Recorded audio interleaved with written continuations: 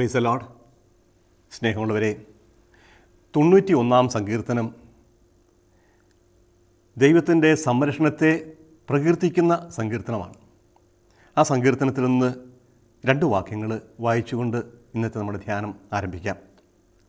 നിൻ്റെ വഴികളിൽ നിന്നെ കാത്തുപാലിക്കാൻ അവിടുന്ന് തൻ്റെ ദൂതന്മാരോട് കൽപ്പിക്കും. നിൻ്റെ പാദം കല്ലിൽ തട്ടാതിരിക്കാൻ അവർ നിന്നെ കൈകളിൽ വഹിച്ചുകൊള്ളും. താങ്ങുന്ന കൈകൾ. കർത്താവിൻ്റെ സംരക്ഷണം ഏറ്റുപറഞ്ഞ് സ്തുതിക്കുന്ന സങ്കീർത്തനം 91-ാം സങ്കീർത്തനം. രാവിലെ എണീക്കുമ്പോഴും രാത്രി ഉറങ്ങാൻ കിടക്കുമ്പോഴും ഈ സങ്കീർത്തനം പ്രാർത്ഥിക്കുന്നത് വളരെ നല്ലതാണ്, ഉപകാരപ്രദമായിരിക്കും. ദൈവത്തിൻ്റെ സംരക്ഷണം വിവിധങ്ങളായ രീതികളിൽ വിവരിക്കുന്ന ഒരു സങ്കീർത്തനമാണ് ഇത്. അപകടങ്ങൾ നിറഞ്ഞ വഴിയിലൂടെയാണ് നമ്മൾ യാത്ര ചെയ്യുക. എപ്പോഴാണ് അപകടം നമ്മളെ പിടികൂടുക എന്നറിയില്ല. അടുത്ത കാലത്ത് ഒരു സുഹൃത്ത് പറഞ്ഞ ഒരു സംഭവം മനസ്സിലേക്ക് കടന്നു വരികയാണ്.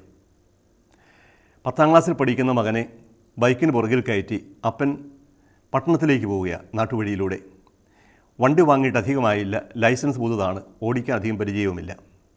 പുറകെ വന്ന് തടി കയറ്റിയ ലോറി ഹോൺ അടിച്ചപ്പോൾ സൈഡ് കൊടുക്കാനായിട്ട് ശ്രമിച്ചു.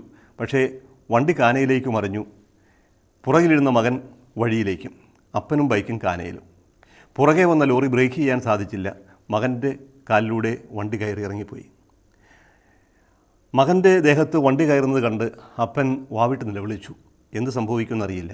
പക്ഷേ വണ്ടി കയറി ഇറങ്ങിയിട്ടും മകന് കാര്യമായ പരിക്കൊന്നും സംഭവിച്ചില്ല എന്നത് അത്ഭുതമായി തോന്നി. അവനെ എടുത്ത് ഹോസ്പിറ്റലിൽ കൊണ്ടുപോയി 2 ദിവസം അവിടെ താമസത്തിന് ശേഷം തിരിച്ചു പോന്നു. ഒരു കുഴപ്പവും സംഭവിച്ചില്ല. കാലിൽ കണ്ട ടയറിൻ്റെ കട്ട പതിഞ്ഞ അടയാളങ്ങൾ കണ്ട് ഡോക്ടർക്ക് അത്ഭുതപ്പെട്ടു. എന്താ ഇത് സംഭവിക്കുക? മനസ്സിലാക്കാൻ സാധിക്കില്ല. ആരുടെ കൈകളാണ് ആ ലോറിയെ തടഞ്ഞു നിർത്തിയത്, അഥവാ ലോറിയുടെ ഭാരം ആ ബാലൻ്റെ ശരീരത്തെ തകർക്കാതിരിക്കാനായിട്ട് ആരാണ് താങ്ങി നിർത്തിയതെന്ന് വിശ്വാസമില്ലാത്തവർക്ക് മനസ്സിലാക്കാൻ സാധിക്കില്ല. ഇതുപോലെ ഒരുപാട് സംഭവങ്ങൾ ഓരോരുത്തർക്കും പറയാനുണ്ടാവും. അനുദിനമെന്നോണം നമ്മൾ പത്രവാർത്തകൾ കേൾക്കുന്നുണ്ട്. അത്ഭുതകരമായി രക്ഷപ്പെടുന്ന സംഭവങ്ങൾ. ഒരുപാട് പേർ അപകടത്തിൽ മരിക്കുന്നുണ്ട്. അതേസമയം രക്ഷപ്പെടുന്നവരുടെയും അനുഭവങ്ങൾ നമ്മൾ പലപ്പോഴും കാണാറുണ്ട്, കേൾക്കാറുണ്ട്. വിശ്വസിക്കുന്നവർക്ക് അസാധ്യമെന്ന് ഒന്നും പറയാനാവില്ല. അസാധ്യമെന്ന ഒന്ന് ദൈവത്തിൻ്റെ നിഘണ്ടുവിലില്ല തന്നെ. ദൈവത്തിന് അസാധ്യമായിട്ടൊന്നുമില്ല. ദൈവത്തിൻ്റെ കരങ്ങളാണ് നമ്മളെ താങ്ങി നിർത്തുക. ആ അനുഭവം ഇസ്രായേൽക്കാർക്ക് തുടക്കം മുതലേ ഉണ്ടായിരുന്നു. നിയമാവർത്തന പുസ്തകം 1-ാമത്തെ അധ്യായം 31-ാമത്തെ വാക്യത്തിൽ നമ്മൾ ഇപ്രകാരം വായിക്കും: നിങ്ങൾ ഇവിടെ എത്തുന്നതുവരെ കടന്നു പോകുന്ന വഴിയിലെല്ലാം ദൈവമായ കർത്താവ് നിങ്ങളെ ഒരു പിതാവ് പുത്രനെ എന്ന പോലെ വഹിച്ചിരുന്നത് നിങ്ങൾ കണ്ടതാണല്ലോ.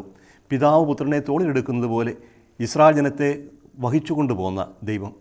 ആ ദൈവമാണ് അമ്മയെപ്പോലെ ഞാൻ നിന്നെ ആശ്വസിപ്പിക്കുമെന്നും പാലൂട്ടുമെന്നും എളിയിലെടുത്ത് കൊണ്ടു നടക്കുമെന്നും ഒക്കെ പറയുക. ദൈവം കൈപിടിച്ച് നടത്തുന്നുണ്ട് ഓരോ സാഹചര്യത്തിലും. ദൈവത്തിൻ്റെ സാന്നിധ്യം നമുക്ക് സംരക്ഷണം അനുഭവപ്പെടുന്ന ആ ഒരു യാഥാർത്ഥ്യത്തെയാണ് കാവൽ മാലാഖ എന്ന് വിശേഷിപ്പിക്കുക. ദൈവം നമ്മോടുകൂടി എപ്പോഴും നടക്കുന്നു. അപകടങ്ങൾ നമ്മളെ കാത്തു സൂക്ഷിക്കുന്നു. ഭയപ്പെടാതിരിക്കുക. ഇന്നും കർത്താവിൻ്റെ സംരക്ഷണം നമ്മോടുകൂടി ഉണ്ടായിരിക്കും. ഈ വിശ്വാസം പക്ഷേ നമ്മളെ ഔദ്ധ്യത്വത്തിലേക്കും അഹങ്കാരത്തിലേക്കും നയിക്കരുത്.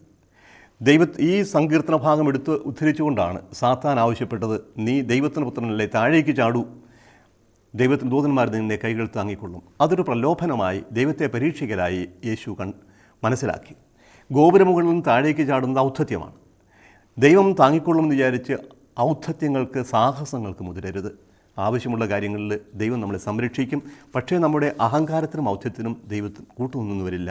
അതുകൊണ്ട് ദൈവത്തിൽ ആശ്രയിച്ച് മുന്നോട്ട് പോവുക. അവിടുത്തെ കരങ്ങൾ എപ്പോഴും നമ്മളെ താങ്ങിക്കൊള്ളും.